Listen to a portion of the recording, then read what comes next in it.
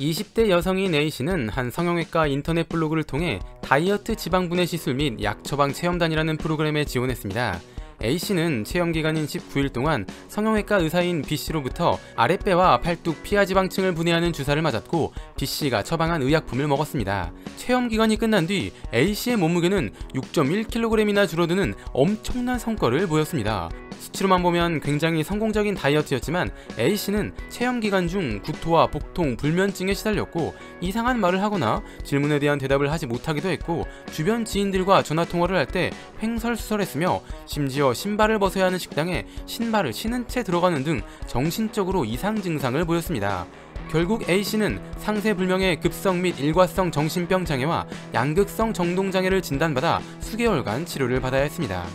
이에 A씨는 대한법률구조공단의 도움으로 B씨와 병원장을 상대로 1,400만원의 손해배상 청구 소송을 제기하였습니다. 의료법 제24조의 1을 보면 의사는 환자에게 질병의 증상과 치료 방법, 발생할 수 있는 부작용 등을 설명해야 된다고 나옵니다. 이것을 의사의 설명 의무라고 말하기도 하죠.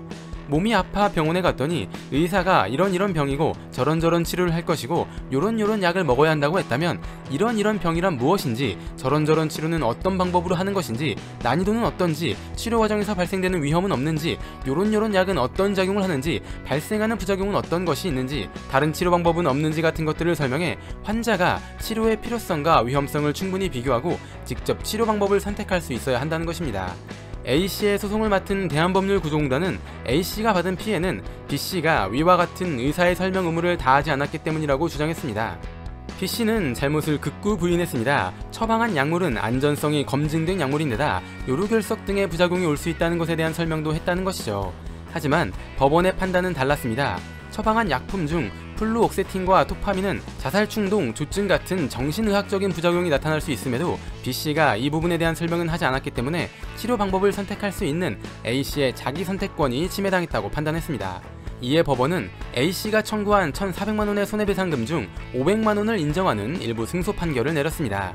사건을 맡은 대한법률구조공단 변호사는 의료인은 부작용의 발생 가능성이 적다고 하더라도 중대한 결과가 발생할 수 있는 시술이나 약물 투여에 대해 충분히 설명해야 할 의무가 있다는 것을 시사한 판결이라고 말했습니다.